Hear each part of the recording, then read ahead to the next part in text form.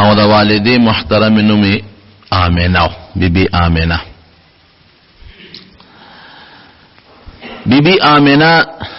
په مکه مکرمه کې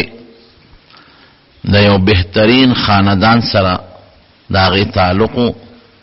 چې قبیله وي، او د بی بی آمنه د پلار نوم وهب او د تر نوم یې وهیب، او دا د خپل تر په تربیت کې وه. عبدالله متعلق ډېر زیات رشتې راتلې او خلکو په خپله دا غوښتنه کوله چې زمونږ لور یا زمونږ خور دا د عبدالله په نکاح کې راشي، ځکه بعضې کاهنانو او نجومیانو دا پیشنګویه کړې وې د عبدالمطلب متعلق او د عبدالله صاحب متعلق د آخر زمانه پیغمبر پیدا کیږي. لیکن د دې د ارچا دا خوخی چې خپل بچی له په یو ښه نسب کې او د یو هوښیارې بیبي او خشته بیبي سره نکاح وکړي، نو د عبدالمطلب دا خواهش و چې زه د دې بیبي آمنه سره د دې خپل زوی د عبدالله نکاح وکړم، او مغسې وشوه. بیبي آمنه د وهب لور د وهیب د تر په تربیت کې وه، دوی غوښتله تر ورته ورکړه. کله چې نکاح لتلل نو دې وخت کې د عبدالله د حضور پاک د والد محترم عمر 19 کاله دی تقریبا. نو دا به قانونو چې نکاح به وشوه، نو هغه زمانه کې دا رواجو، نو دا نکاح والا کم زلمی چې به د به 3 یا 4 شپې دا د هغه ښځې په کور کې کولې تېرولې به. دا د هغوی یو رسم او یو رواج او عجیبه داسې وشوه چې د نبی علیه السلام د مور بیبي د تره لور د دې وهیب لور هغه عبدالمطلب ځان له وغوښته،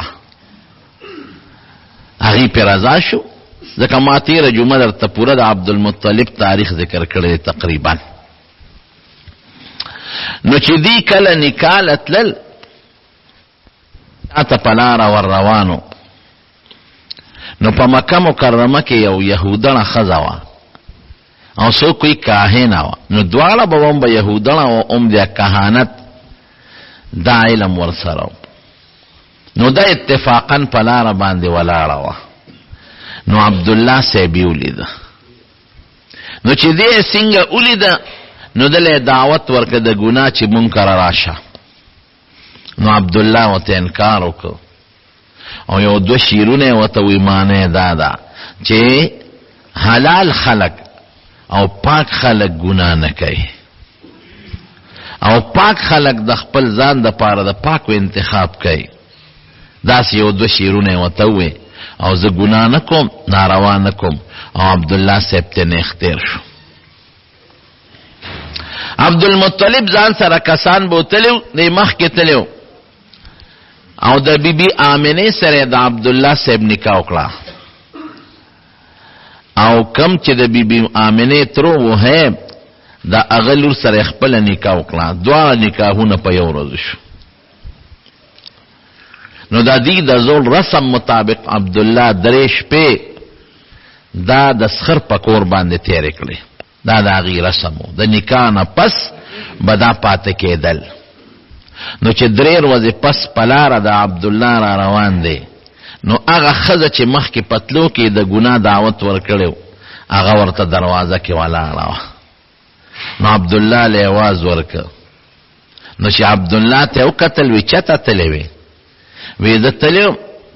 او د وهب لور د آمنې سره مې نکاح شوه. وی ښه غوږ کېږده، وی زه څه پلیته ښځه نه یم ګورې او نه زه زناکاره ښځه یم. ته چې په لاره تلې نو ستا په دې تندي کې ما د آخرې زمانې د پیغمبر د پیغمبرۍ رڼا صحیح کړه، د خپل کهانت او د خپل علم په بنیاد. ما ستا تندی معلوم که چې په دې تندي کې یو داسې نورانیت او رڼا پرته ده چې هغه نورانیت او رڼا به د آخر زمانه د پیغمبر په شکل کې پیدا کیږي. نو ما وی چې دا رڼا به تا نه ځان ته راکاږم او دا د آخر زمانه پیغمبر به زمانه پیدا شي. خو اوس مې زناکار نیم، دا مې دیله دا دعوت ترکو. خو اوس هغه رڼا ستانه د وهب لور آمنې راښکلې، د ضرورت مې دته نشته. هغه وی زم ګناه نه کوم. د نبی علیہ السلام د پیدایش نه مخکې داسې نښې نښانې ځلنده ښکارېدې. څه ته ما تېره جمعه ویلې دي. بی آمنه وی په ښځو باندې چې د حمل په زمانه کې د امید په زمانه کې کم تکلیف تیریږي، وی ما دا تکلیف نه دی محسوس کړی، نه مې بوج محسوس کړی دی، نه مې درونوالی محسوس کړی دی، او نه ما ته څه تکلیف رسېدلی دی. او داسې عجیبه زمانه وه چې یو ځل زه په کټ کې خوب د شپې نه راته اوړېدم نو ما یو غیبي سړي نه یو غیبي آواز واورېد. وی هغه سړی ما ته وی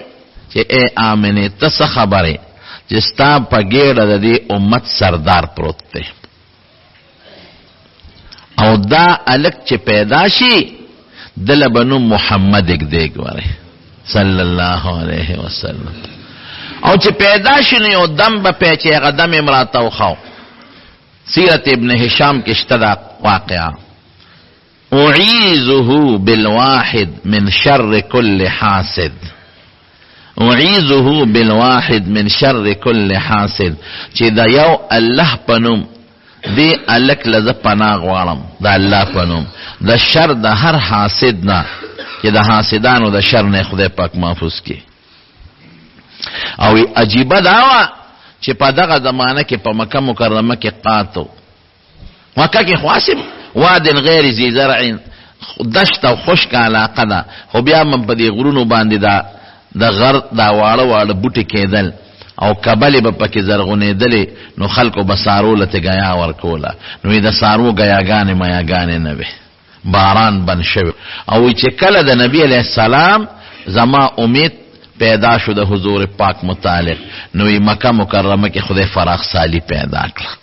بارانونه شو او په غرونو په دشتو ګیاګانې زرغونې شوې، او د خلکو د ګډو چیلو د اوښانو غولانځې د پیو نه ډکې شوې، او د خلکو څاروي د وازګو نه ډک شو. وی قسم دې زه پوهېدم چې دا د ما د دې بچي برکات دي چې لا دنیا ته دی تشریف نه دی راوړی، لا پیدا شوي نه دي، او په مکه مکرمه کې خدای پاک فراخ سالی پیدا کړه. بیا د پیدایش په وخت کې چې دی کله پیدا کېده نو ناشنا حالات او واقعات سرګن شوي دي. عبدالمطلب وی ما یو خوب ولید، وی زم لاسته مو زما د شان یو زنځیر اوچت شو، او هغه زنځیر تا اسمان سره ولګېد، یو سر زما په شا پروت دی او بل اسمان سره ولګېد، او ایناګان هغه زنځیر په اونه بدل شو، اونه ته جوړه شو، او د هغې اونې خرامونه پیدا شو، او په خرامونو کې سانګې جوړې شي او په سانګو کې میوې جوړه شي. وی ډېر خلک راځي چې دا اونه کټ کي، خو یو خشتا لږ دی خوبصورت، هغه ته خلک منې کوي، څوک ورته نږدې نه پرېږدي. نو یې په دې اونه کې چې کمې میوې وې، نو ما لاس اوچت که چې ځم ته یو میوه راوشو کوم، خو زما لاس نه ور رسېده، زه به ما لاس به واپس را پرېوت. وی دې کې راویښ شوم. نو د هغه زمانې چې کم کاهنانو عالمانو د هغې نه مې د دې خوب تعبیر وغوښت. هغې وی ستا د شا نه به د آخر زمانې پیغمبر خدای پیدا کوي، او د هغه دا څانګې د هدایت او دا میوې د هدایت دا به په دنیا کې خورېږي او خلک به ترې فایدې اخلي، او څوک به مخالفت کوي، راځي چې داونه کټ کی مخالفت بکئی، خو خدای به د خلکو د مخالفت نه محفوظ ساتي. وی تیغه میوې ته ونه رسېدې نو د هغه د نبوت زمانې نه به ته مخکې مرې. وی دا تعبیر ما ته ملو شو. او چې کله حضور پاک مبارک پیدا کېده نو عبدالمطلب سے پخپله وی وی زه بیت الله سره خوا کې ناستم، وی دا بیت الله دا دیوالونه د ځمکې لرالل او بیا اوچت شو، او څومره چې په مکه مکرمه کې غټ غټ بوتانو وتېدل. د د مکې غټ کافران وای په دغه شپه زمونږ یو غټه بوتخانه او په هغې کې بوتانو او چې کوم غټ بوت و نو په ځمکه پرېوت وایي مونږ بیا نیغ کو وایي بیا په ځمکه پرېوت وایي مونږ بیا نیغ کو نو بیا په ځمکه پرېوت نو بیا هم نیغ کو وایي مونږ کې یو کس وي چې هر څه چل دی خو په دې شپه څه ناشنا کار شوی دی د نبی علیہ السلام مبارک شاعر دی حضرت حسان ابن ثابت رضی اللہ عنہ دیوی تقریبا د شپږ اووه کالو دغه وخت کې د شپږ اووه کالو وی یو یهودي आवाज وکړ او چغې کړې هغه یهودي چې د آخري زمانې د پیغمبر ستاره اوچته شوې ده او دا هغه ټیم دی چې دې ټیم کې د آخري زمانې پیغمبر دنیا ته تشریف راوړی دی او عرب هم په تاسو کې پیدا شوی دی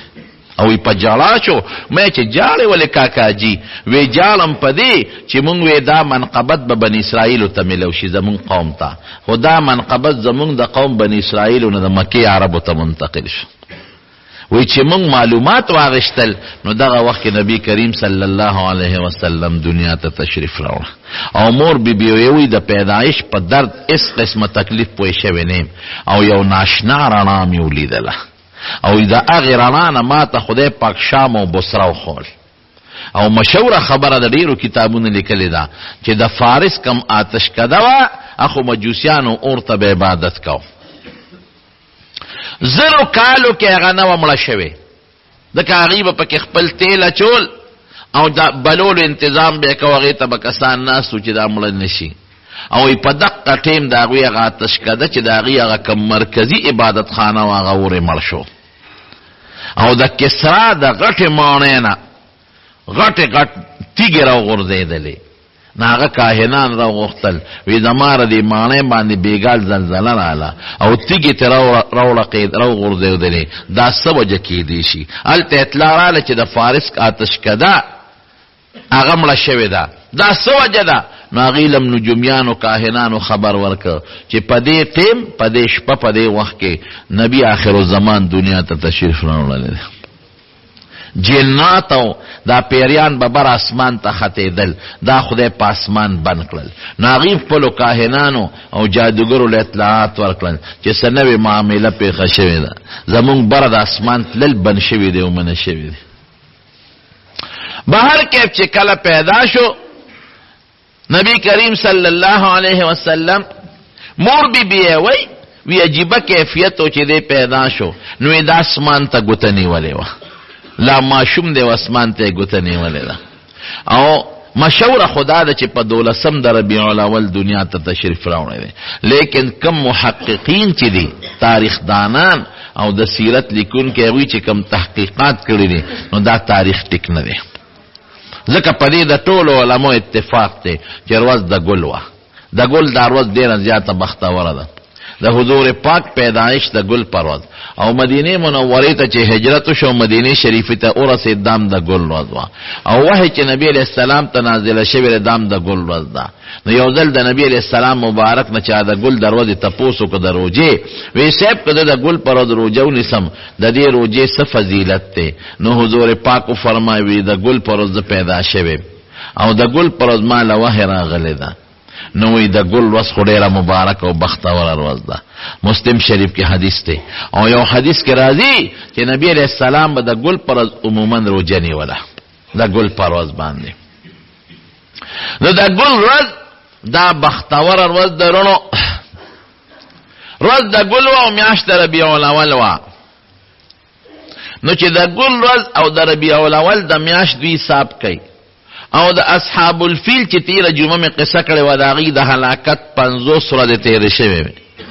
نو دی وی چې دا 12 نه جوړېږي په دغه کال 12 دا کېدی نشي نو څوک 8 د ربیع الاول یادوي خو زیاتتر محققین 9 د ربیع الاول یادوي او د اپریل میاشت وه او څوک 20 یادوي او څوک 22 تاریخ یادوي 22 اپریل او د سحر 20 منټه د پاسه 4 بجې پاغه غړې نه وي پاغه زمانہ کې خدا دوی د منټونو حسابونه کړی دي چې پاغه ورځ د نبی علیہ السلام د پیدایش ټیم سو سبا ختلو او نور ته خطو ته لا ډېر ټیم پاتې نو هغوی چې حساب کړی دا 20 منټه د پاسه 4 بجې تقریبا جوړېدل چې څنګه پیدا شو عبدالمطلب خدا ناشنا واقع ولیدله نو زر راغی د خپل دوی کور ته د عبدالله صاحب کور ته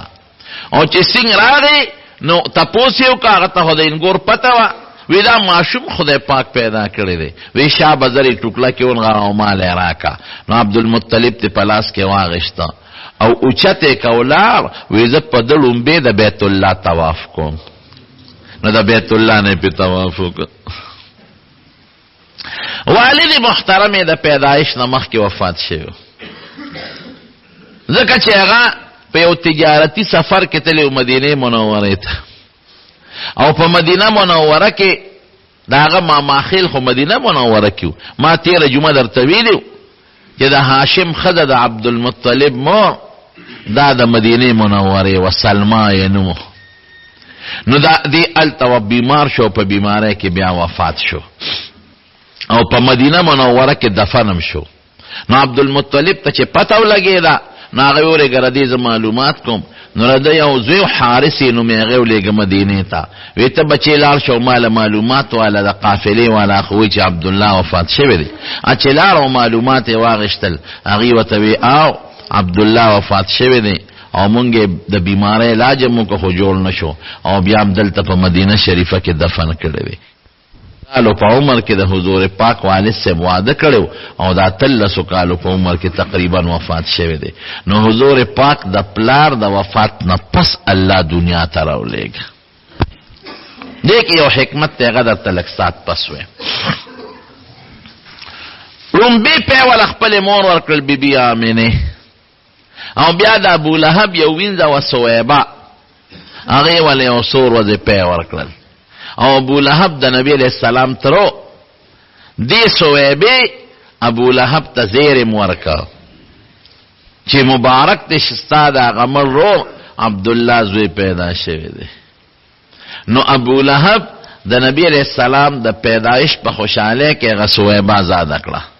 وی تا مال د مړ رور د زوی د پیدایش خبر راکا نو په دې خوشحالی کې مې آزاده کړې نو په بخاری شریف کې یو ټکی امام بخاری رحمت الله علیه ذکر کړی دی ناشنا چې ابو لهب چا په خوب کې ولیده وی څه حال دی وی ډېر خطرناک حال مې دی ډېر د خدای په عذاب کې پروت یم شر حال مې دی ځکه د پیغمبر علیه السلام لوی دشمن لومبې دی او په نبی علیہ السلام د کاڼي غزار لومبې دی ابو لهب کړی دی وی ډېر خراب حال مې دی او شر حال مې دی خو وی چې ما نبی علیہ السلام د پیدایش په خوشحالی کې سویبه آزاده کړی دی چې هغې ما اطلاع راکړه وی د هغې په سبب الله زما په دې قټه ګوته کې پیدا کوي نو هغه زه دلته کې روم هغه زه دلته اوس کم نو دا د حضور پاک لوی شان دی ګوره دلته بعضې زمونږ طالبان یو سوال کوي وی د کافر متعلق قرآن شریف کې راځي چې لا یخفف عنهم العذاب ولا هم ينظرون چې کافر ته په عذاب کې تخفیف نه راځي عذاب به ورته اسانیږي نه په جهنم کې او نه به له خدای مهلت ورکړي نو دا دته د اسانتیا ولې راله چې دا پی په دوزخ کې سکي نه د هغه پیو فایده هغه ته نه میلاویږي د جهنم خو دومره تیز تاو دی چې دا خو لا د ګوتې پوټې غوندې پی دی چې بالټې پکې ورواچوي لا د بالټي نه به نه جدا شوي چې الوتې به دله فایده نه ورکوي خو د نبي علیه السلام لوی شانتې معلومیږي او هغه له افسوس ورکوي چې نیکبخته صرف د هغه په پیدایش دې خوشحالي کړې ده نو ګوته کې دې پیدا شي که ایمان دې پرې راوړی وي نو چې څومره د پیو چینو کې به په جنت کې پروت وي نو سویبې ولې یو څو ورځې پی ورکړل هغه د ابو لهب وینځئ نو بیا خدای پاک نبی علیہ السلام د بیبي حلیمې په قسمت ورورسه دا په طائف کې بنو سعد یو خاندان دی هلته اوسېدله او د بانډو د طائف آب و هوا ډېره مزیداره اوس هم د طائف آب و هوا ډېره خشته ده ډېرې ښکلې میوې پکې کېږي او ډېرې خشته اعلی سبزی پکې کېږي او یخ وطن د مزیدار اعلی مکې مکرمې نه بار یو غر دی د هغه غر نه شاته تقریبا 100 کیلومیټر لږ بګ به طائف راځي نو دا هغه د ښځې به کال کې یو ځل راتلې او په مکه کې به ماشومان کتل چې چا ماشوم پیدا شوي چې مونږ یې ځان سره یو څو تربیت یې وله وکړو دیانې به وې نو هغې کې به د هغې هم فایده وه او د مکې د خلقم دا یو رسم و رواجو چې خپل ماشومان به باندې ته لیږل، ځکه هغوی به وی د شهري خلقو د شهر آب و هوا ټیک نی او د باندې آب و هوا مزیدار او بیم خشته هوا مزیدار او د باندو جب عربي اصلي وي او شهر ته خار ته هر قسم خلق راځي نو جبه ګډه وډه شوي، نو خلقو بخپل ماشومان ورکل غیب ولا پالل او دی بوله پیسې ورکول. نو بی بی حلیمه رضی الله تعالی عنها وی دقه سه د طائف د بنو سعد زمون خزه لاړې زنانا چې دوی د ماشومان ګورو چې مونږ یو ساتو پیسې په وګټلو. وی چرالو په مکه کې معلومات کول، نو زما چې څومره مرګري راغلي وی اره مرګري ته یو ماشوم میلاو شو او پیغمبر علیہ السلام ته چاغاله نه خاونده خلکو به دې کور کې یو ماشوم پیدا شوی دی واتر ونه مخ کې. نو چرابل التپوس به کنه د پلار نشتا، دا یتیم دی د پیدایش د مخ کې پلار وفات شوی دی، نو چې خدو به تغاله نه خاونده چې دا یتیم دی نو موږ له بسره کی پلار یې نشته نو موږ له بسره کی. وی ډېر خزو په چکرو لگاو خو دې چام قبول نک. وی زم پړون بي زل عالم چې تپوس مې وکړه وی چې پلارې د پیدایش نمخ کې وفات ته وی ما وی چې دا ماشوم نورم ما له بسره کی څه پیسې برا کی، خو ما نور مرګرو ته ماشوم میلاو شو او ما ته میلاو نشو، نو مې چې تشزم نو دا ماشوم بخیر ځان سره بوزم. نور عالم او نبی علیہ السلام مبارک دا ماشوم میزان سره اوچت که چې تشه نشم تلی. وی ما ته څه پته وه چې دا خو په دنیا کې واقعي یتیم دی خو د خدای په نزد د یو لوی مقام او مرتبه خاوند دی. وی ما چې دې څنګه اوچت که او ما خپل سینې ته واچو ګسې سینې ته ځکه د ما خپل بچی مو، نو وی د ما ګسه سینه نه اغېشتله جړلې، نو ما زر دې بلې سینې ته که نو وی زما ښې سینې واغېشته او ګسه سینه د ما هغه بل بچي ته ژوه. او چې په لاره تلو نو په کومه قچره چې ما سورلی کړې وه نو ډېره لاغېره وه او ډېره ټپه وه او ما به شړله او قافله کې سفر نشو کولی رستو رستو به کېدله او چې ما نبی علیہ السلام مبارک غیږ کې واغېشته او په هغه قچره څاروي باندې سور شم. وی قسم دی چې زما څاروي د نورو څاروو نه مخکې روانو. نو ما ته د قافلې خلق وی چې حلیمې دا هغه څاروي دی که دا د مکه کې بدل کو؟ ما چې نه دا هغه څاروي دی خو ما له خدای یو برکتي ماشوم په لاس را کړی. وی قسم دی چې زما په سینه کې دومره پیدا شو چې نبی علیہ السلام به موړ شو زما خپل بچی به موړو. او زمونږ په علاقه کې په دغه زمانه کې قات او قات ګیاګانې نه وې، نو زما ګډ چیلې او ساروي چې به زما بچو سرن له بوتلل نو ما خام به ماړه راتلل. وی زما ساروي سر بشو غلان دې به د پیو ډکې وي او خلکو بخپل غلامانو ته بچو ته وی چې تاسو ساروي نه راولې او د حلیمې ساروي ماړه راځي دا ولې هغې سره یو ځای د هغې څاروو سره څاروي سره وی وی بیا به خلکو زما څاروو سره یو ځای څاروي سرول خو بیا به هم د خلکو څاروي نار راتلل او زما څاروي به ماړه راتلل او غلانځې به یې د پیو ډکې وې. وی قسم د ما د پیغمبر علیه السلام مبارک په بوتلو په دغه سور وځې کې دنه دنه د هغه برکتونه محسوس کړي دي او ما لیدلی دي. او ما به دې کله د خپلې بلې سینې ته واچو د پیو د پاره نو نبی علیہ السلام په ماشوموالي کې ډېر انصافدارو. وی د هغه خپل بل روپۍ ته به د خوله نه اچول هغه به یې نه رول، هغه خپله سینه به یې راودل هغه بله به یې نه راودل. او عجیبه ناشنا ټکې سیرت ابن هشام کې شته او په مستد احمد کې شته او نور علما هم لیکلي دي چې نبی علیہ السلام مبارک بما دې پس مونږ ته اورنۍ وایو که نه ماشوم نه چې کوم لومبې ټوکله ته وایي وی ما به په اورنۍ کې دی واچو نو ماشومان خو لتې وایي چې ویس پړی او ځان نه هغه ټوکله غورځئ وی یقین وکړه چې ما به دې په اورنۍ کې واچو او زه به رالم وی د ده نور وجود که به ښکاره شوی خو د نامه نه لاندې عورت پر ده همیشه پټو فرشتې به حفاظت کو د نبی علیہ السلام مبارک. وی زر زر بلوېده په میاشت کې د هفتې برابر چې بل ماشوم هفته کې څومره نشونما کوي دی به په ورځ کې هغسې نشونما کول او چې بل ماشوم میاشت کې څومره لویږي هفته کې به هغسې لوېده او چې بل ماشوم په کال کې څومره لویږي نو په میاشت کې به هغه مره ترقي نبي علیہ السلام مبارک کول او وجود هم طاقتمنو. وی د نور ورونو خویندو سره به لوبې کولې. یو خورې و شیمای نومو، دا د رضایي خورې و د بیبي حلیمې خپله لور وه. نو یو ځل یې نبي علیه السلام بوتلی، نو بیبي حلیمې وی چې زما په زړه کې د نبي علیه السلام ډېر لوی قدر و، ځکه ما ته هغه برکتونه معلومېدل. ما کره غله فراخه شوه، زه په خېټه ماړه شوم، زما بچي په خېټه ماړه شو، زما څاروي ډېرېدل، برکتونه پکې پیدا شو. نو وایي چې زه به ډېر له خپلو بچو نه به مې د نبي علیه السلام ډېر خیال ساته. نو یو ځل یې په غرمه کې زما د لور شیما نبي علیه السلام ایستی و. نو زه ورپسې بار ووتم چې دا ماشوم دی په دې تاو کې ولې ایستی دی. د عربو نور لږ تیزي، ډېر تیزي، چې دا دی ولې په دې نور کې ایستلی دی. نو وایي چې اوس هغې زما لور شیما نبي علیه السلام رانیولی دی او راولي یې. د ګوتې نه هم دومره عمر نه وه، د ګوتې نه یې نیولې دی. وی ما هغه خپلې لور ته غوسه وکړه چې تا ته ما نه وي چې دا ماشوم به د نور نه ساتې،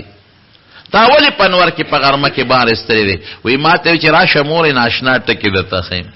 څنګه دی؟ وی د باندې نور نه لګي، اوریاس پې د پاسئ، او چې دی کم خوازي د اوریاز ورسره روان یي هغه سورې پې د پاسئ. راشه وګوره دا د نور دی او د نور د پاسه په د سورې دی.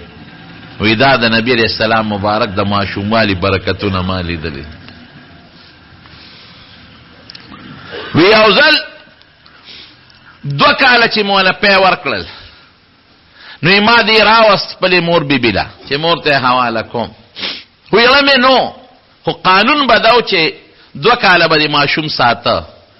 زیات پرې نه ساته. نو چې مې راوست نو په مکه مکرمه کې وبا وه، طاعون بیماري وه. نو ما ته مور ته مې وله وی چې دا ماشوم دی، دا ما خو نه کېږي، او مکه کې وبا ده، نو که دې خوښی خیر دی، ما له پیسې مه راکوه، اجرت مه راکوه، دې به زه واپس بوځم. وی مور یې راته وی چې او دلته وبا داسې نه بیماري ورته ونه لګي، واپس یې بوځه. وی ډېر زیات پې خوشحاله شو. نو بیا مې بوته. نو 2 کاله را سره زیاتي عمر یې تېر که، 4 کاله یې دې سره تېر کړي. وی یو ځل په طایف کې یو میله لګېدلې وه، نو مونږ هغه میلې ته ولاړو. دا جادوګر دا خپل جادوګري ښکاره کوي که نه، جادوګري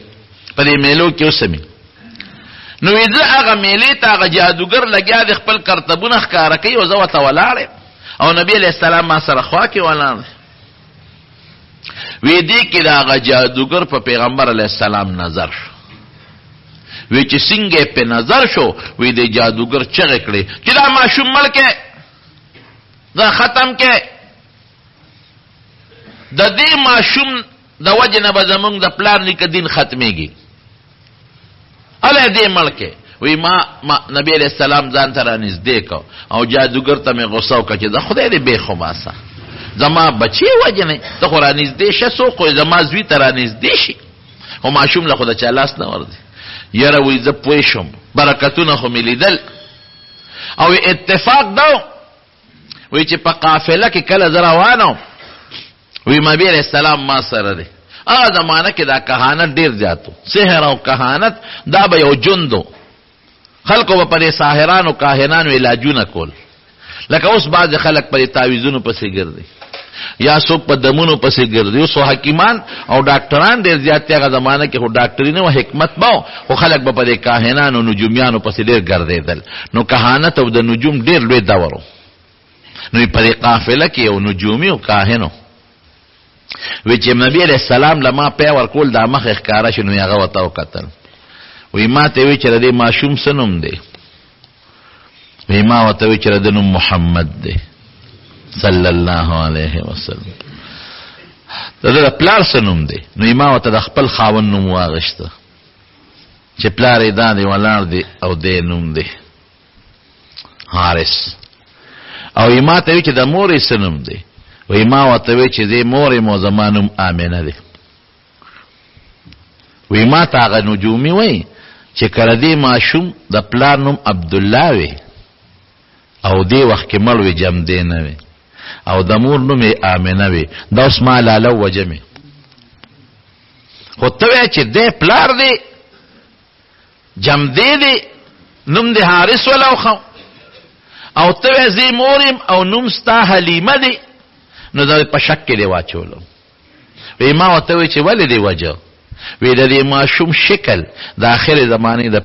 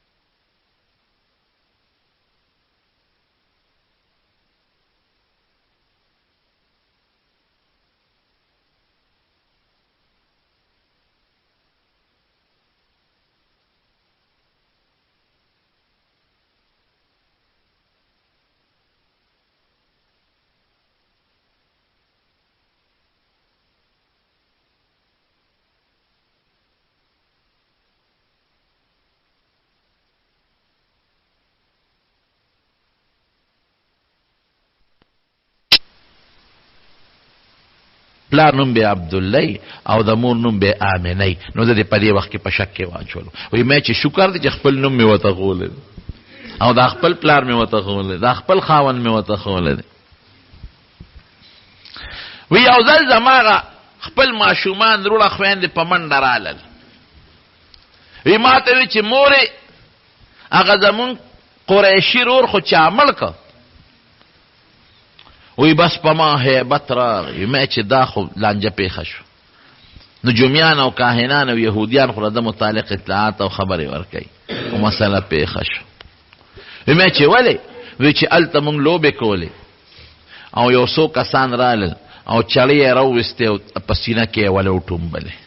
وی بس ما چغې جوړې کړې. خاوند ته مې وی سړیاله راشه. وی منډې م کړه چې راشه مونږ ته ځای وښایه. وی هغوی ماشومان را سره و. وی هغه ځای له یې بوتلو. وی چې هلته سینګ ورسېدو ام کتل. وی نبي علیه السلام دقسې یک تنها ولاړ دی او شین ګوشین هېڅوک نشته، نه پې د وینې اثر شته او نه څه د چړې چاکو داغ شته. زر مې وکته او یو چت مې که او سینې پورې مې ونیوه او کور ته مې راوسته. ویرېدم. وی ما ته مې خاوند وی چې دا به چېته پیریان میریان او یا چېته بل څه شی به و د غیب سالب به.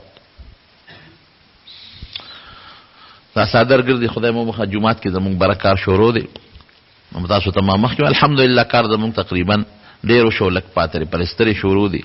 نو زړه د اخلاص نه مدد وکړئ، ښه تعاون وکړئ ورسره. ځکه ما تاسو ته ویلو چې مونږ عامه چنده نه غواړو او نه چا ته چندې وایو نه چا نه غواړو. بس دا چې خدای پاک د چا په لاس کې دا کار کړي نو د هغوی نه خدای پاک به دا انشاءالله دا کار اخلي. بهر کیف ویشین ګوشین ولاړو کور ته مې راوستو. چې مې کور ته راوسته او کله نبي علیه السلام یو پوټی قلار شو. نو ما ته تپوس وکړ بچې څه چل؟ وی راته وی چې مورې هغې بي بي حلیمې ته به یې مور وی. رالل وی هغه یو ابل نه تپوس کی چې دا لک دی هغه ورته هم دا لک دی وی زیونی ولم او چاله چاقین چانه چاکوان وسره هغه راوستل او ما ته وی چې بچي مې یریګه تا نه به خدای را دی امت مشر او سردار جوړي تسلی راکړه او دې کې د دې سینې د دې قوتینا تر د دې نامه پورې د خېټې پورې دا زیرا لوشلو او یې په دل نیم پېښه او بیا زما د دې وجود نه نبی رسول الله رستو دا قصه بیا کړی ده دا رستو قصه کوي خو کله ما شوم دې پويږي نه زما د دې وجود نه زما دل راوسته او ځان سره د زمزم او براوړی وي حضور پاک برسته وي چې دا زما ماشوموالی کې کم شق صدر شي او سینش لیدل شوی وا وی چړې چاکوان او سامان ټول د جنتو او بر زمزم وي نو زما زړه پیوینځه او دې زړه سره داسې پټې نه غوندې غوخه وا وی هغه تیو شکوله اخو غرزوله وی هغه یو دې بل ته وی چې دا د انسان زړه سره د شیطان د ناست جالي چې دا ته ختمه کو او بیا یو کاسه وا چې هغه د سرو زرو وا او هغه د علم او د حکمت نه ډکه وا هغه کاسه زما په دې ځل کې ورواړوله او زما رګونه په ډک شو او بیا وسره یو مهر زما په ځل د پاسه هغه مهر لګاو او بیا زما هغه وخت یو ځکه او لاسه پراخ که واپس ټیک شو دا سلور کرته دا شق صدر شوه دی یو وخت بی بی حلیمه کراو نبی علیہ السلام تقریبا د سلورو کالو چې دا واقع پیښه او بل دل د لسو کالو عمر ته چې نبی علیہ السلام ورسید نو دا بیا شوه ده او بل دل چې نبی علیہ السلام تکله نبوت ملاوي ده په غار حرا کې دا بیا شوه ده او بل دل چې نبی علیہ السلام مبارک کله معراج ته بر اسمانونو ته نو دا واقع بیا شوه ده سلور زله د سینې اپریشن د نبی علیہ السلام مبارک شوه ده بی بی حلیمه وی پیو یاریدم وی ما وی چې رباس او په دې لک دا سم مسله دا چې ته پیریان دی او کسه شی دی اسنه واقع دی لک ته سوک نقصان نه راسي نو سلور کال چې پوره شو نو مور له راوس نو مور ته مې ولا وی ټوله قصه وکړه نو مور یو خندل وینا یریګه ما د دې ماشوم ډیر عجیبه حالات لیدلې دي زما دا د پیریانو خبره نه ده زما ردی بچی ډیر لوی شان ان شاء الله العزیز هغه بیبي حلیمه بیا څه شو نبی علیہ السلام مبارک چې مدینه منوره ته هجرت وکړ نو دا بیا مدینه منوره ته راغلی ده یو صحابي وی نبی علیہ السلام یو ځل ناستو په صادر باندې نو یو بوډه خزراله نو پیغمبر علیہ السلام مبارک وته د خپل ځای نه پاسید او هغه د مټونی ولو په خپل صادر باندې کېنول او ډېر خوږی خبره وسره کوله او مورې لفظ به وته چې خبره به کوله نو مورې نو چې دا زنانه بیا لاړه نو ما د چانه تاسو کو چې دا خزه سوق چې نبی علیہ السلام یې دون قدر او پاسه ورته په صادره کېنول او مور ورته وی وی چې دا خزه چې نبی علیہ السلام له پی ور کړی بی بی حلیمه رضی الله تعالی عنها او د مدینه منوره چې کوم قبرستان د جنت البقیع وته وي پاغه کې دفن داغه کې قبر هم ده هغه خوره چې وشیما چې کله د حنین او د اوتاس غزا شو او قیدیان پکې گرفتار شو نو دام پکې گرفتار شو نو په زرګونو قیدیانو نو دی شیما صحابه ته وی چې زه خو تاسو د پیغمبر خورې ما نو نبی علیہ السلام ته چالوي وی سه په دې قیدیانو کې یو جنیدا او هغه وی چې زه تاسو د پیغمبر خورې نو نبی علیہ السلام مبارک پوي شو وی आवाज کې دی جنیتا راواله نو چې راوستا وی ته زما څنګه خورې ته زما د خورواله داوا کې وی زمانم شیما دی او زه د بیبي حلیمه لورې ما او ما تا په ماشوموالي ډېرې لوبې کړې او تا ته زه یو نښه خیم کته وی چې دا دروغ وای نو یو نښه درته خیم وی څه نښه ده نو هغې ورته لاس ښکاره کړ وی ما تا لوبې کولې نو ته ما ته غوسه شوې نو وی تا په ما چک لګولې وی ستا د غاښونو نښه زما په دې لاس تا ده پرته ده نو د حضور پاک مبارک تا ماشوموالی رایاد شو سرو کیوخ کیو گرده ده صحابه ته وی دا خو زما رضای خور ده نو که خوښې نو دا به آزاده کو خوشی به کو. نو د هغې د برکت نه شیما وایي زه دومره بختور یم چې زما د برکت نه زما د ټول قوم واړه او لوی او ښځې قیدیان چې څومره ټول آزاد شو. مور بی بی بیا مدینه منورې ته لاړه د حضور پاک بی بی آمنه سعدیه. نو د خپل پلار د خپل خاوند د قبر زیارت او ملاقات له. نو ام ایمنه م ورسره وه دی وینځه وه او نبی علیه السلام هم ورسره و. خو پیاده مزلې وې وخت په پې ډېر لګېده. قافله تله نو دا پکې لاړه. نو هلته د خپل خاوند عبدالله د قبر زیارت وکړه. نو واپس راتلل په قافله کې. نو مکې مکرمې نه بعد د بدر سره خوا کې یو کلی د علاقه د ابوا ورته وایي. په هغه ابوا کې ناجوړه شوه او په هغې کې وفات هم شوه. نو په ابوا کې یو غر د یو غونډۍ د ما لیدلې زه ورلتلې. نو هلته کې د نبي علیه السلام مبارک د مور د بی بی آمنې د هغې قبر دی. نو نبی علیه السلام د پلار نه خو یتیم پیدا و، پیدایشي یتیم چې ورته وایي. او مور یې تقریبا دغه د 4 کالو بلکې لږ عمر یې زیاتو دغه وخت کې مور وفات شوه. نو ام ایمن ځان سره بیا مکې مکرمې ته راوست. رونو دې کې څه حکمت و؟ عقل خدا وی چې پلار یم جم دی وی او مور یم جم دی وه چې دا د یتیموالی دا دور پیړو راغلی. نو دې کې دا الله یو حکمت دی. قرآن شریف کې الله تعالی په خپله فرمایي الم یجدک یتیما فآوا.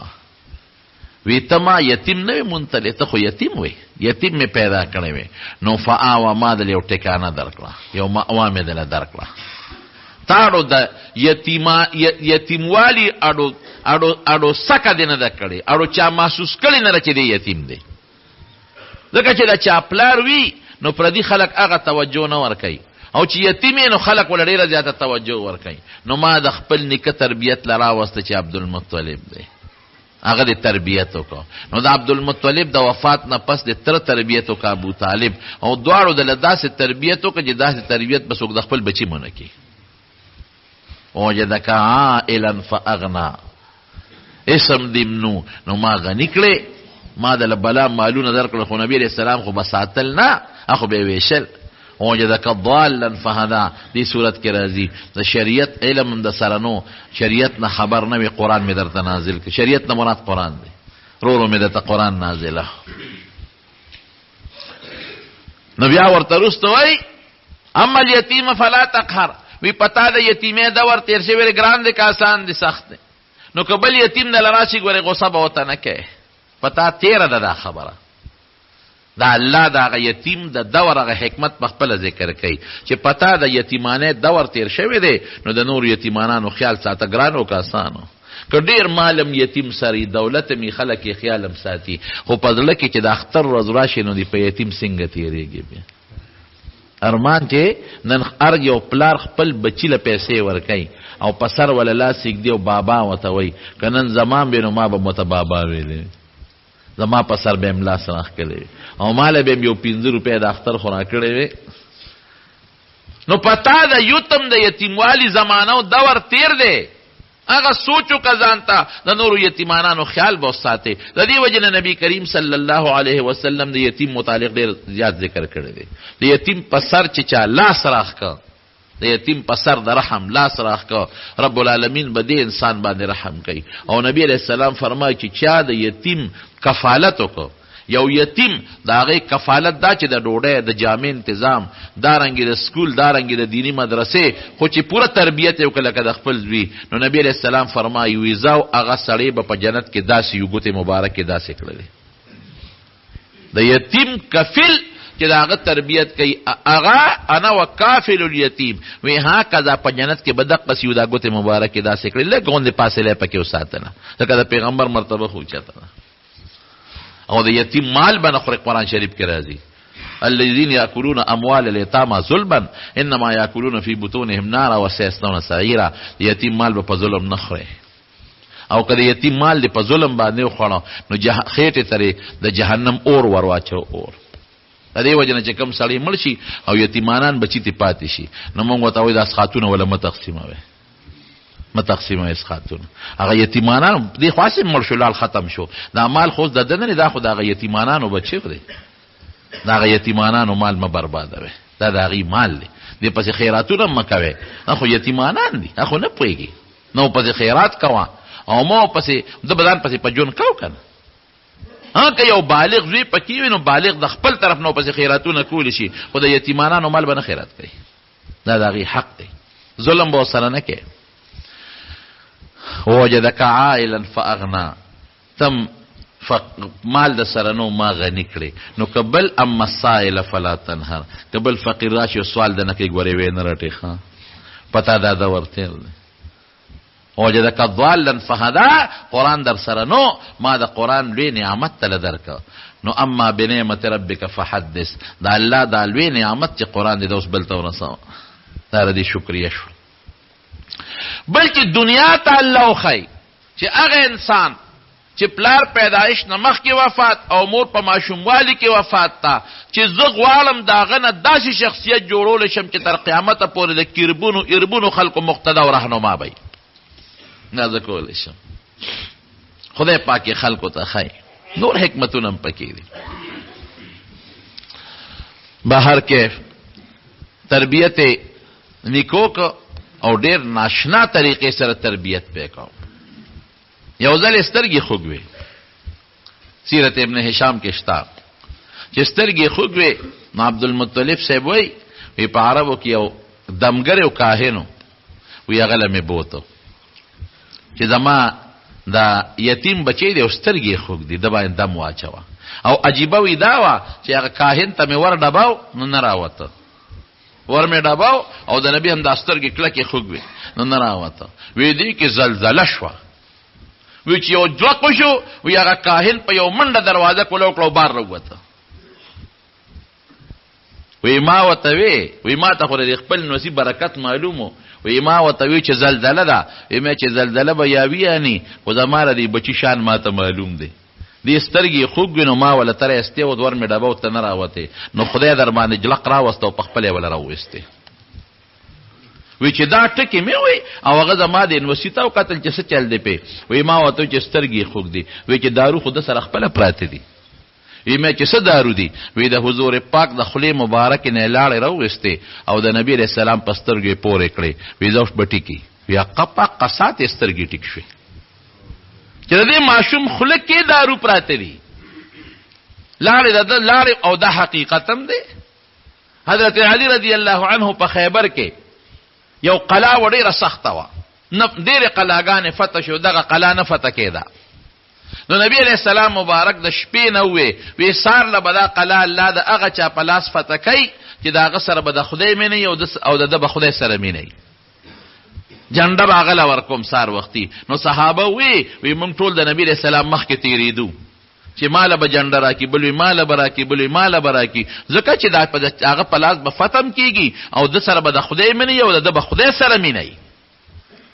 دا صفت بچا کی نو چې یو ار یو تیرې د چې ما ته आवाज وکي وی نبی رسول الله आवाज وکي چې انا علی ابن ابي طالب علی څه شو دا ابو طالب زوی موږ چې سیف سترګې خوګ دي په ورشه आवाज کې وتا نو علی صاحب امرو غوښته نو چې راغوښته حضرت علی صاحب فرمایي د ما عاشو بچشمو سرګونه مې دا اوخ کې بيدلې او سترګې مې ته کې سرې وي نبی عليه السلام مبارک را سترګې دم کړې او لاړې مبارکې پیراله ټوکړې وی ټیک ټاک شوې وی جنډه راکړه چې ورزب خدای پاک داغه پلاس فتره واسطه او یادا هجرت موقع حضرت ابوبکر صدیق رضی الله عنه چې مارو چیچا نو نبی علیہ السلام خپل لاړې مبارک دا غزا نه توکړې نو ټیک نشو پاسات ټیک شو برابر شو یا داسې نور ډیر واقعات شته چې حضور پاک په دم چاو او دم سره به د خلینا ورته نری لاړې توکلې نو خدای به پاک شفا ورکول وسترګې ټیک ټاک شي یو ځل باران نه کېده نو عربو عبدالمطلب لرال چې ته د بیت الله مشره او د زمزم د اوبو مشره نو تراشه څه چلو که باران نه کېږي چې خدای ته سوال وکړو نو ابو طالب صاحب ورګه ما سره تنظیم شته کنه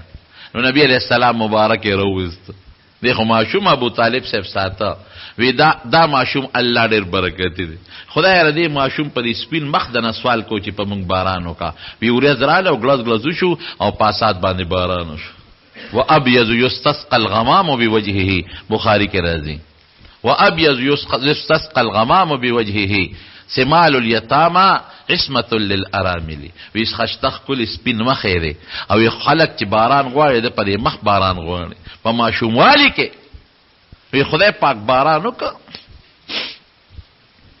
بهر کې افسر نور حالات دي ان شاء الله مقونو آینده جمعه کې بدرته بیان کوم. نو د نبی کریم صلی الله علیه وسلم د ولادت مبارک دا میاشت ورونه مونږ په دې کې څه کوو. نو دې میاشت کې صدا سے خاص اعمال نشتا چې مونږ دې هغه یو خاص عمل وکړو.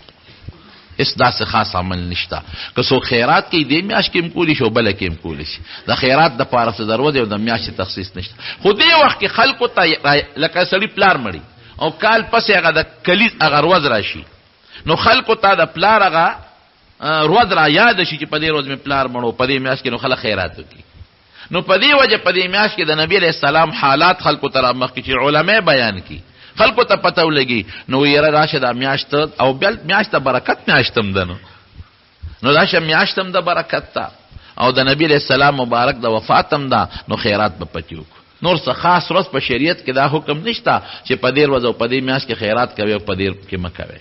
بل درود شریف لږ زیات لوستل پکار دي په نبی علیہ السلام مبارک. بل رونو مونږ په دې میاشت کې د پیغمبر علیہ السلام په پیدایش د خوشاله اظهار کوو. بالکل به د خوشاله اظهار کوو. مونږ په دې ډېر خوشاله یو الحمدلله چې مونږ له خدای دومره عظیم پیغمبر راکړ او مونږ یې دغه امتیان پیدا کړیو او دا نبی علیہ السلام په پیدایش خوشحالي عبادت ته ګوره الله په خوشاليږي. خو په هغه طریقه به کوو چې د شریعت د دایرې نه پکې بارو نزو. په هغه طریقه به کوو څنګه چې صحابه وکړي دي او څنګه تابعین وکړي دي او څنګه ائمه او حضرات وکړي دي. نو دا بعض خلک کوي داسې په دې پنجاب کې خلک دا زمونږ تن خو لا گزاره کوي. زه پروس کال تلم پنجاب ته نو الته کې د شپې را روانو یو ځای کې هم دا ورځې نو صاحب چې هلته مې وکتل چراغان دي او بلفونه دي او سلوی نخرې پخرې دي. ما نه یې راوه خبره داسې نخرې دي چې دا دیوالونه او دا دوکانونه او دا بلډینګونه د بلفونو ډک دي او شپه د شپې خو دوکانونه هلته کولاوي مې او بند مې د ښځې دي او نر دي او کیرونه دي او پی دي او شربتونه دي. ما هغه ډرایور نه تپوس وکړو چا چې په لاره به وتلم میں دا څه شی دی وی آپ کو پتہ نہیں میں بولے عید میلاد النبی ہے نا دا خو عید میلاد النبی دی کنه میں مونږ کوي کم بختیانو روزه نه نیسه او دا چراغان کوي او پنجابی ته چاوي لکه وی دا غری دا وی دا مونږ ولې نه کې وی دا جنوري پرورې کې پدې کې به پلار را لاو دس کوي او دا پال جمعې کې به جمعه تر پلار دی بیا او روزه به نه نیولا لکه روزه ولې نه نیسه وی پټان جانے روزه جانے پختون پیش او روزه پیش او چې روزه ماته بشو روزه به نه مونږ نه کاو چې روزه ماته بشو نو خپې به مخ کې پکاوړو تراته وکړې وي الکه ظالم وی روزه نه نیسه او منظم نه کې او پکاوړو کباب تر نه مخ کې نه خپې ته وکړې دي وی څه کافر د تخکارم روزه بم نه ماتو نو هغه نه مونږ کې نه روزي نیسي خو یو سیز دی دا نه کوي او بس دغه کیرونه میرونه په داشپه کې پاخه کې او بے ستري او بے پردګي پکيو کې خړې نه او په دې بم خدای بخي یاد وساته زمارونو بخنه او خدای ته نزدېکت دا د نبی علیہ السلام د سنت او پتابیداري کې ده. حضور پاک دې له دنیا ته تشریف نه دی راوړی چې خلکو ته وي زما په پیدایش خوشحالي کې او ممنس کې مروجي نه سي او د سنت او تابعداري مکوي. الله یطیع الله او اطیع الرسول د خدای او د رسول تابعداري وکوي. نو زمون جنت پدې کې دی دا الله خوشحالي پدې کې ده چې ته د پیغمبر علیه السلام مبارک سیرت وره هغه سي لکم فی رسول الله اسوه حسنه استاله پر نیک نمونه چې داغه په شان نمونه الله جوړه کې او کستا شکل او ستا نمونه او ستا جامه او ستا کردار او ستا ولال او ناس ته ارث د انګریز په شان دی وي او صرف وی چې د نبی علیہ السلام په پیدایش بده چراغانم کو موجودس په مباسم او خوشحالي بم کو مولاسونه بم پړه کو مچغه بم پکې وام نو په دې نه خلاصيږي پدې مخ پدې خوشاله غما دا سه غزان لزر په زور خوشحالي راوستل دي. اصل جنت او اصل د خدای پاک د نزدېکت او جنت حاصلول د نبی علیہ السلام په کردار خپلولو ده، د نبی علیہ السلام مبارک په سنت او عمل کې ده. او چې نبی علیہ السلام د کم سیز نه منې کړو چې د هغې نه موږ ځان وساتو. نو دا ما سیرت په دې بنیاد روان که چې یو خو ته پته مو لګي چې نبی علیہ السلام څوک و. موږ شیخ صاحب یو ځل خبره کوله، هغه وی یو ځل د لاهور کې چې ته دا د مخکې د معنی د غالبا چې د 1934-35 خبرې به غالبا هغه زمانه کې چې تا پرچا و د جرنالیزم په هغې کې یو سوال راغلی، نو هغې کې دا سوال راغلی چې د نبی علیہ السلام متعلق په هغې یو نوټ ولیکې د هغه په سیرت باندې. نو بیا هغه پرچا چې داسې جوابات خلکو لیکلو چې هغه بیا اخباراتو په کالمې لیکلی وي. نو چا پکې لیکلي چې دا په کشمیر کې پیدا شوی دی، چا لیکلي چې په مکه مکرمه کې یو مالداره کورنۍ کې پیدا شوی دی، چا لیکلي چې مکه مکرمه کې یو سیټ کر پیدا شو، لسم تعلیم په مکه کې حاصل کو او اعلی تعلیم د پاره اکسفورد یونیورسيټي ته تللی دی. دا زموږ د خپل پیغمبر تاریخ دی. او هغې به وي په مدینه منوره کې یو بارټلا وکیل او د ازاري مانسیری و. وی ما نه تپوس وکړه خوا کې ناست وم چې بچې څه کې؟ وی بچې زه خو 400 مو دلته کې علم حاصلوم. وی ما ته وی چې خلک سپومې ته وختل او ته زړې یادې. وی ما ورته چې کاکاجي هغه سپومې مې تا ته پرېښې ده، زه به هم دا د پیغمبر زاړه یادوم او ته پېچ اوس سپومې دې پېښ. وی بیا ما ته وی یاره وارې او تپوس ته نه کوم چې دا نبي علیه السلام د اکبر باچا زمانه کې تېر شوی دی، دا پته چاته نه لګي چې ته اکبر باچا او چې ته پیغمبر علیه السلام. نو وروڼو د خپل پیغمبر تاریخ نه ځان خبر کړئ. هغه قوم بهترین قوم دی چې کم قوم خپل مشر ير نه کو او بیا د پیغمبر علیه السلام مبارک غوندې مشر خپل مشر او خپل زوړ تاریخ چې چا ير کو، دا لاندې قوم دی، دا پریوته قوم دی. زمونږ خپکیږي مخ نصاب تعلیم ډېر ګند روان دی. زمونږ په نصاب تعلیم کې د نبی علیہ السلام شان له هغه حیثیت نه دی ورکړی شوی کوم چې پکار دی. دا د اغیارو سوچ او فکر دی. ګنې زمونږ د اردو او د تاریخ په دې کتابونو کې اردو زده کې یا انګریزي زده کې، نو دا خو یو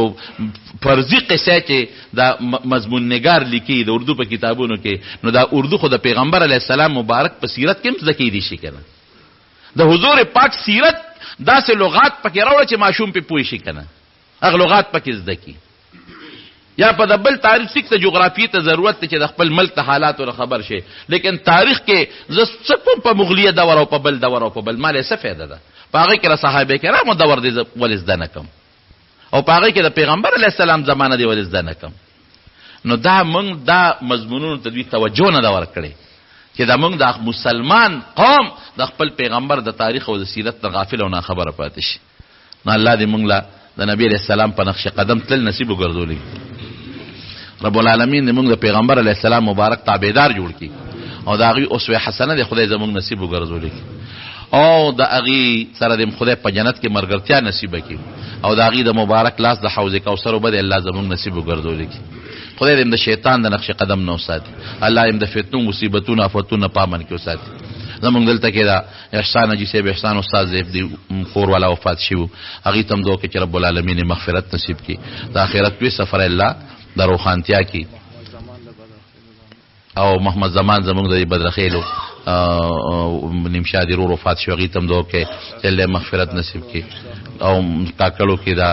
مشتاق صاحب دی کور والا وفات شوي زمونږ د لالاجي لور وه، هغې ته هم دعا وکړي چې خدای پاک مغفرت نصیب کړي. نور څومره مردگان وفات دی الله دې ټولو بخي او الله دې زمونږ چې کوم مریضان دي په کورونو کې په هسپتالونو کې الله یې ټول له شفا ورکړي. الله ته زمونږ نه راضي شي. خدای ځنقدن وخت کې په خولې دا کلمه نصیب کړي چې لا اله الا الله محمد رسول الله.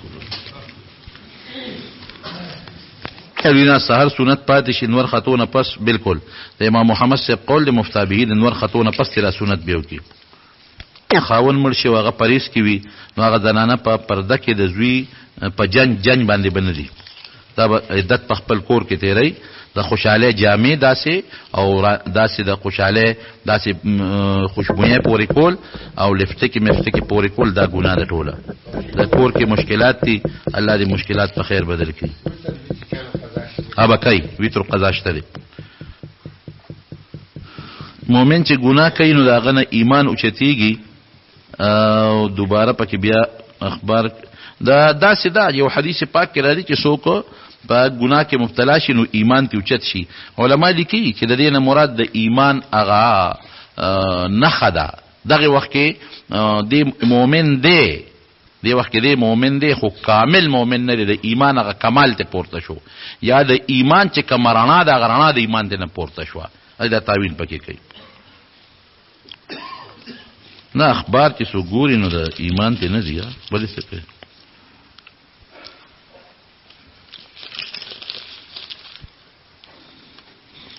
ما ته وي د ګیرې ساتلو ډېر شوق دی، خو د ښځې نه مجبور یم، هغه اجازت نه راکوي. او یو عالم وایي چې یک ښځه خوشحالول واجب دي، نو سنتو پرېښودو دپاره واجب نو ګیره نشم ساتلی. خبره داسې ده، خبره داسې ده چې دا د ګیرې په مسله کې خو ترې کمانډر صاحب خوشحاله ساتي،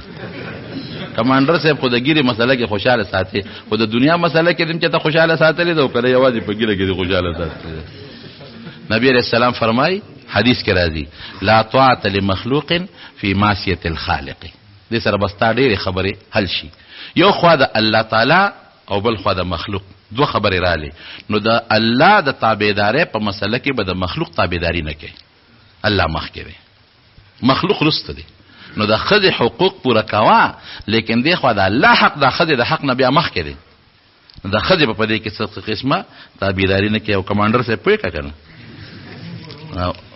وی سار اکثر ادیمه او مونږ رانه قضا کېږي، دا په عذر کې راځي که نه، دا هېڅ عذر کې نه راځي، ډېره اوږده شپه ده، خو وختي پاسه کې 3 غنټې خوب وکړم د صحت دپاره دا کافي دی. دو سجده سهوه به وکړي. صدای دی